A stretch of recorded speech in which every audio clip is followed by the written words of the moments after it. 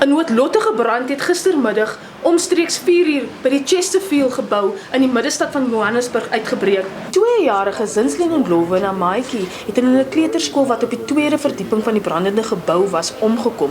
Max en Dile het hulle probeer red. Ben was walking around until it comes here. Then the children was almost here. There were 2, they were sleeping here. So the one also, I took him by the time I didn't see nicely, because I went outside to put me in the water in my face. Then I come here around because there was a lot of smoke and fire. So I take the children. Then I see a hand, something like this. Then I touch that hand. Then I take him up so that I saw these people. Then I said, I touch him next, then I give you this one. I said, this one is already dead. Then when I'm going for the another one, when I'm touching like this, then I feel so coughing, then I give that guy outside.